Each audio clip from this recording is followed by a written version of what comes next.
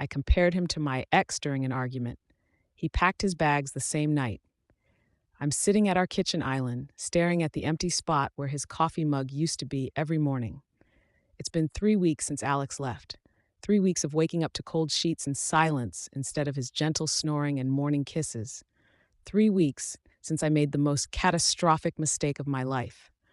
You'll never be half the man Jordan was. The words replay in my head like a cruel echo, each time more painful than the last. I never meant it. Not really. But in that moment, angry and hurt, I reached for the sharpest weapon I could find. And now I'm paying the price. 6 months ago, I'm standing in our newly renovated kitchen, Alex's arms wrapped around my waist as I stir pasta sauce on the stove. You know what I love about this kitchen? He whispers against my hair. Watching you in it. I roll my eyes and playfully elbow him. Careful there, Mr. Progressive. That's dangerously close to woman belongs in the kitchen territory.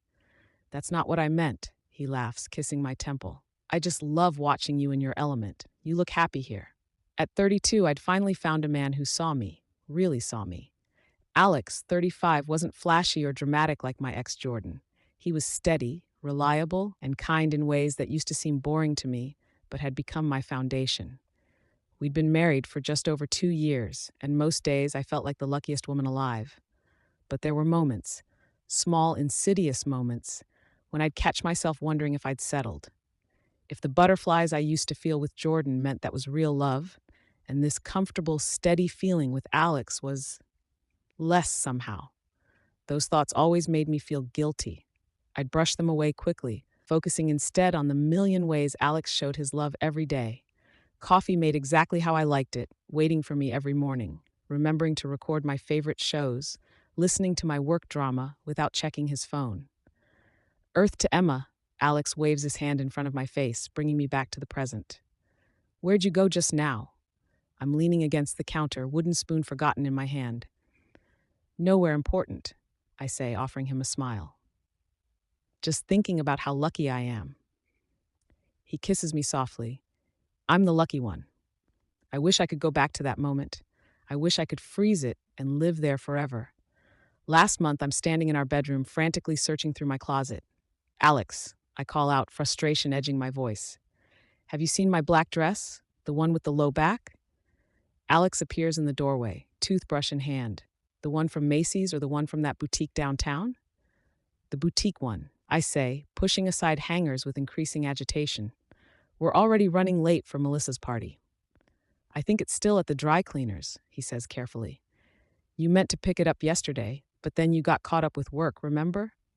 I slam the closet door shut. Seriously? You couldn't have reminded me? I didn't know you were planning to wear it tonight. I'm glaring at him now, unreasonably annoyed. Great, so now I have nothing to wear to this stupid party. Alex sets his toothbrush down and walks to the closet, opening it again. What about this one? He pulls out a navy blue dress I'd forgotten about. That old thing? God, Alex, this is Melissa's engagement party, not a funeral. Something flickers across his face, hurt maybe, but he quickly masks it. I always thought you looked beautiful in this dress. I snatch it from him, irritation winning over reason. Whatever, we're already late. Looking back, I can see how dismissive I was becoming of Alex's feelings, his opinions, his efforts. Small criticisms that I'd toss out without thinking twice. A scoff when he'd suggest a movie. An eye roll when he'd tell a story I found boring. A comparison to how Jordan would have handled something, though I was usually careful not to mention my ex by name. That night at Melissa's engagement party, I'm standing by the bar on my third glass of champagne when Melissa's fiancé Jake starts telling a story about their trip to Italy. So there we are, lost in Venice, and Melissa just starts speaking to this old Italian man in broken Spanish and hand gestures. Jake laughs, his arm around Melissa. Somehow, she got us directions, and we made it to the restaurant right before our reservation expired. Everyone laughs, and I feel a twinge of something, jealousy, maybe. Jake looks at Melissa with such admiration, such pride. I look over at Alex, who's chatting with a colleague from his office. He catches my eye and smiles, raising his water glass slightly in my direction. You guys are such an adventurous couple, I say to Melissa and Jake. Alex would never get lost. He'd have 3 maps and a GPS backup. It comes out more dismissive than I intended, but the champagne has loosened my filter. Melissa smiles tightly. Being prepared isn't a bad thing, Em. I know, I wave my hand. It's just sometimes I miss the spontaneity, the excitement of not knowing what's coming next. Like with Jordan? Melissa asks quietly, her eyes serious. I'm taken aback. I didn't mention Jordan. You didn't have to, she says, taking a sip of her drink. Look, Emma, I love you, but you need to be careful. Alex is one of the good ones. I know that, I say defensively, suddenly feeling exposed. I love Alex. Do you show him that? Because from where I'm standing, it seems like you're always looking for what he's not, instead of appreciating what he is. Her words hit me like a bucket of cold water, but instead of absorbing them, I feel anger rise in my chest. You don't know what you're talking about, I mutter, setting my glass down harder than necessary. I need some air. 2 weeks ago, I'm standing in our living room, arms crossed, watching Alex load the dishwasher. That's not how you're supposed to load it, I say, my voice sharp. The bowls go on the top rack. Alex continues loading, his movements deliberate. They fit better down here. They'll crack that way, I insist. Jordan always. I stop myself, but it's too late. Alex's hands go still. Jordan always what? He asks quietly, not looking at me. I swallow hard. Nothing. Forget it. He closes the dishwasher slowly and turns to face me. No, Emma. Finish what you were going to say. I'm cornered now, defensive. I was just going to say Jordan always put the bowls on the top rack. It's not a big deal. It's never a big deal, is it? Alex says, his voice unnervingly calm. Just like it wasn't a big deal when you told your mother I don't dance as well as Jordan, or when you mentioned how Jordan always knew which wine to order at restaurants. I feel my face flush. Are you keeping score? Are you? He counters. We're both silent for a moment, the tension crackling between us. I don't want to fight about this, I finally say, turning away. You never do, Alex says quietly. You never want to talk about why you're constantly measuring me against him. I spin back around, anger flaring. That's ridiculous. I do not constantly measure you against Jordan. Emma, you brought him up 3 times yesterday. 3 times. His voice remains steady, but I can see the hurt in his eyes. Do you have any idea what that feels like? You're being oversensitive, I snap. And you're being cruel, he responds, the words landing like slaps. I laugh bitterly, the sound harsh even to my own ears. Cruel? You want to talk about cruel? Cruel is working 60 hours a week and coming home to criticism about loading a dishwasher. I don't care about the dishwasher, Alex says, running a hand through his hair in frustration. I care that you can't seem to let go of a relationship that ended 5 years ago. I care that you married me, but you're still holding on to him. That's not true, I protest, but my voice lacks conviction. Isn't it? Alex asks. Because from where I'm standing, it feels like I'm competing with a ghost. And I'm tired, Emma. I'm so damn tired. So what are you saying? I challenge, my heart racing. That you can't handle a little comparison? That you're insecure about my past? Alex looks at me for a long moment, his expression shifting from hurt to something more resolved. No, I'm saying I deserve better than being someone's silver medal. The words hit me like a physical blow, but instead of acknowledging their truth, I lash out. Maybe I settled for silver because gold wasn't available. The moment the words leave my mouth, I want to snatch them back. Alex's face goes completely blank, and I realize I've crossed a line I can never uncross. Alex, I didn't mean, you did, he says quietly. You absolutely meant it. I'm shaking my head, tears springing to my eyes. No, I was just angry. I don't think that, I swear. But Alex is already walking past me toward our bedroom. I follow him, panicking now as I watch him pull a duffel bag from the closet. What are you doing? I ask, my voice small. What I should have done months ago, he replies, not looking at me as he begins placing clothes in the bag. Alex, stop, I plead, grabbing his arm. Let's talk about this. I'm sorry, okay? I shouldn't have said that. He gently removes my hand. You're right, you shouldn't have. But you did, and you can't unsay it. It was just words, I cry. People say things they don't mean during fights all the time. Alex pauses, finally meeting my gaze. The thing is, Emma, I think you did mean it. Maybe not consciously, but somewhere deep down, that's how you feel. And I can't live with that anymore. I'm standing in the doorway, tears streaming down my face, watching as he methodically packs his essential items. Where will you go? To Matt's for now, he says, "Parano," zipping the bag closed. I'll come back for the rest of my things later this week. So that's it? I ask, anger returning through my panic. One fight and you're walking out on our marriage? Alex shoulders his bag and walks toward me.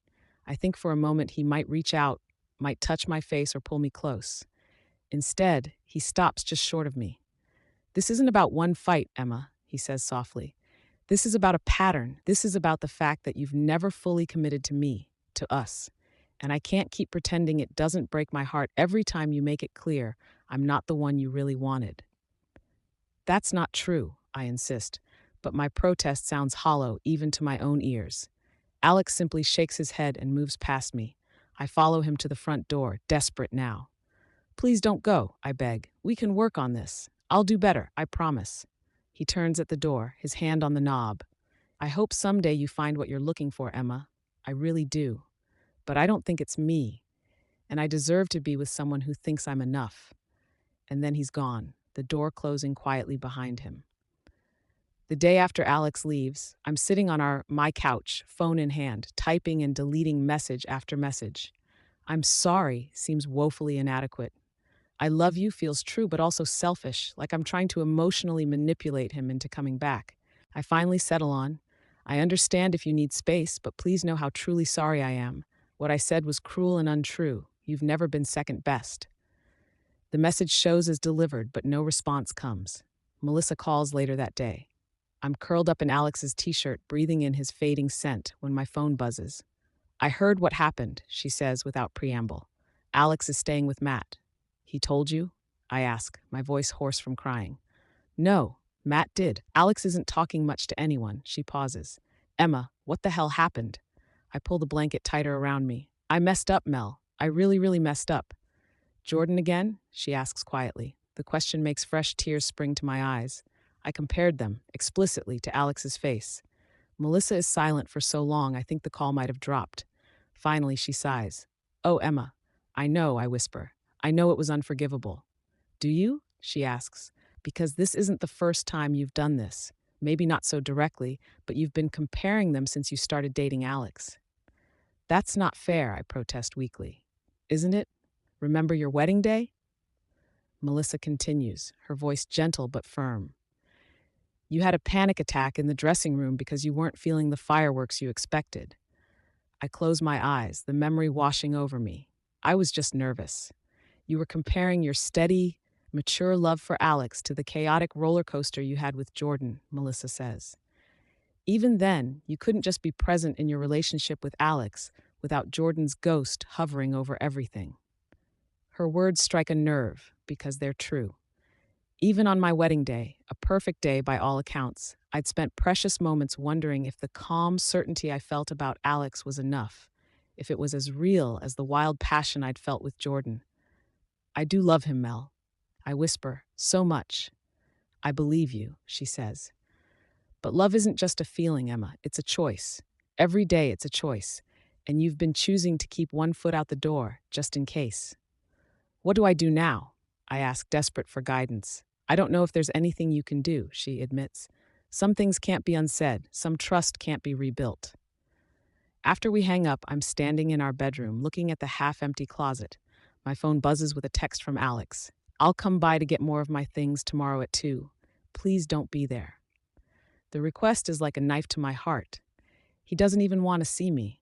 I text back, I understand, I'll be out. Alex, I'm so sorry. 3 dots appear, disappear, appear again. Finally, I know. Not I forgive you, not we'll work through this, just I know. A week after Alex leaves, I'm standing in the grocery store staring blankly at the coffee selection. I automatically reach for the dark roast Alex likes, then pause, my hands suspended in midair. I don't even like dark roast. I've been buying it and drinking it for 2 years because it made Alex happy. I realize I'm crying in the middle of the coffee aisle when an elderly woman touches my arm gently. Are you all right, dear? I wipe my eyes hurriedly. Yes, sorry, just coffee decisions, very emotional. She smiles kindly, clearly not believing me, but not pressing. Sometimes the smallest things hit us the hardest. As I drive home with my groceries, I think about all the little accommodations Alex made for me that I took for granted. How he'd watch reality TV shows he hated because I enjoyed them. How he learned to cook vegetarian meals when I decided to cut back on meat. How he'd wake up early on weekends to get fresh bagels from the bakery I loved across town. And what had I given in return? Criticism, comparison, the clear message that he wasn't enough. That night, I'm sitting on our bed, scrolling through photos on my phone. There we are in Cabo, Alex's arms around me as we watch the sunset. There's Alex teaching my nephew how to fly a kite. There we are, paint splattered and exhausted after finishing our living room renovation. In every photo, Alex is looking at me with such tenderness, such complete adoration. And in most of them, I'm looking somewhere else, at the camera, at the scenery, at other people. How had I not noticed? I stop at a photo from Melissa's engagement party. Alex is mid-laugh, his head thrown back, joy radiating from him. I took the photo because he looked so handsome, so alive in that moment. And now I wonder, when was the last time I made him laugh like that? 2 weeks after Alex leaves, I'm standing in his favorite coffee shop when I see him through the window. He's sitting at a table with a colleague from work, their heads bent over some documents. He looks good. His hair is freshly cut, his clothes crisp. He's smiling at something his colleague is saying. I duck behind a display before he can see me, my heart pounding. I want desperately to go to him, to sit across from him and beg for another chance. But the restraint in his text messages, the careful distance he's maintained, tells me he's not ready for that. He might never be. So instead, I leave the coffee shop without my order, tears blurring my vision as I hurry to my car. That afternoon, I receive an email from Alex. Formal, detached. Emma, I've spoken with a lawyer about starting divorce proceedings. I think it's best if we handle this as amicably as possible. I'll continue staying with Matt for now, but I'd like to set a time to come get the rest of my things. Please let me know when would be convenient for you to be out of the house. I read the email 10 times, each word a fresh wound. Divorce. Such a cold, final word.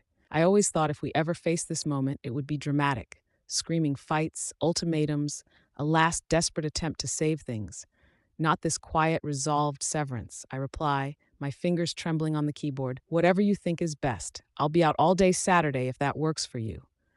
Then I add, I am truly sorry, Alex. Not just for what I said, but for how I made you feel for so long. His response comes hours later. Thank you for understanding. Saturday works. That's it. No acknowledgement of my apology. No opening for further conversation. I call my sister that night, sobbing so hard she can barely understand me. He's filing for divorce, I choke out. He's really leaving me. Oh, Emmy, she says softly. I'm so sorry. The worst part, I tell her, is that I understand why. I wouldn't stay with me either. Don't say that, she tries to comfort me. It's true, though, I insist. I spent 2 years making him feel like he wasn't enough, like he was my consolation prize after Jordan. But he wasn't, Kate. He was the best thing that ever happened to me, and I was too stupid, too caught up in some fantasy about what love should look like to see it. Have you told him that? She asks. I've tried. He doesn't want to hear it. I wipe my eyes. And why should he believe me now? I had 2 years to show him he was my first choice, and instead I showed him the opposite. 3 weeks after Alex leaves, today, I'm standing in our empty living room. He came yesterday to get the last of his things. I kept my promise to be out of the house, unable to bear watching him systematically remove himself from our shared life. But he left something behind. On the kitchen counter, a small wooden box I'd bought him for our first anniversary. Inside, his wedding ring and a note. I meant every word of my vows. I hope someday you find someone who makes you feel the way you deserve to feel with me. I slide down against the kitchen cabinets, clutching the note to my chest, ugly sobs tearing through me.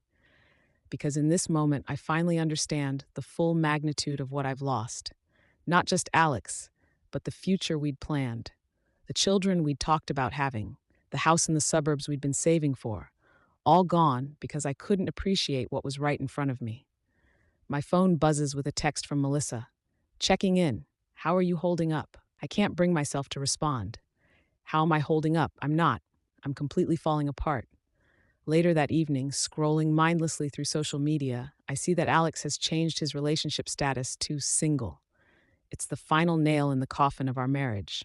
I close the app and pour myself another glass of wine, wondering if the hollowness in my chest will ever fade. The doorbell rings, startling me. For a wild moment, I think it might be Alex coming home to me. I rush to the door, hope blooming painfully in my chest. But it's just Melissa, holding a bag of takeout and looking at me with concern. "You weren't answering your phone," she says, stepping inside. I got worried. I follow her to the kitchen, watching as she unpacks containers of Thai food, my favorite, not Alex's. He always preferred Italian. "I saw Alex yesterday," she says carefully, pushing a carton of pad thai toward me. "At the gym." My heart skips. "How is he?" Melissa hesitates. "He seems okay. He's joined some rock climbing group. Said it's something he always wanted to try." Rock climbing. Something Jordan used to do, something I'd mentioned to Alex once or twice. The irony is bitter on my tongue. "He's moving on," I say flatly. "He's trying to," Melissa corrects gently. "Just like you should be." I laugh humorlessly. "Move on to what? I had everything I ever needed, and I threw it away." "Emma," Melissa sets down her fork, "you made a terrible mistake. You hurt someone you love deeply, but torturing yourself won't change anything." "What will?" I ask, voice breaking. "What will change things? Because I would do anything, Mel, anything to go back and undo what I did." "You can't go back," she says simply. "You can only go forward. Learn from this, grow from this." "Into what?" I ask bitterly. "A cautionary tale? The woman who compared her husband to her ex and lost everything?" Melissa reaches across the table to take my hand. "Into someone who understands what love really is. Not the fireworks and drama, but the choice to see someone fully and cherish them anyway. Into someone who might someday be ready to love again, properly this time." I want to believe her. I want to imagine a future where this crushing guilt and regret don't define me. But sitting in this empty house, surrounded by the ghosts of my marriage, it's impossible to see beyond my loss. "He was the best person I've ever known," I whisper, "and I made him feel like he wasn't enough." Melissa squeezes my hand. "I know, and that's something you'll have to live with. But you're still here, Emma. Your story isn't over yet." After Melissa leaves, I'm standing at the window, watching the sun set over the neighborhood Alex and I chose together. In the fading light, I can see families returning home, couples walking dogs, life continuing all around me, despite the fact that mine feels permanently paused. I think about Jordan for the first time in weeks, the relationship I'd placed on such a pedestal, the standard against which I'd unfairly measured Alex. With distance and pain has come clarity. What Jordan and I had wasn't deeper or more real. It was just louder, more volatile, more like the movies. But it was Alex who held me through my father's illness. Alex who celebrated every small victory with me. Alex who loved me steadily, consistently, without games or drama. And I'd treated that precious gift as if it were somehow less than, as if his quiet, unwavering love was boring compared to the roller coaster I'd experienced before. I take out my phone and type one last message to Alex. "I won't contact you again after this. I just need you to know that you were never second best. You were the best man I've ever known, and I was too blind to see it. I'm sorry I made you doubt your worth. You deserved so much better than what I gave you." I press send before I can second guess myself, then delete his contact information from my phone. A small, symbolic act of letting go. Tomorrow, I'll start packing up this house. I can't stay here, surrounded by memories of the life we built and the life I destroyed. Maybe a fresh start somewhere else will give me the space to become someone better, someone who knows how to truly value love when she finds it. The truth settles over me like a heavy blanket. Some mistakes can't be undone. Some words can't be unsaid. Some bridges, once burned, can never be rebuilt. I compared him to my ex during an argument. He packed his bags the same night, and nothing will ever be the same again.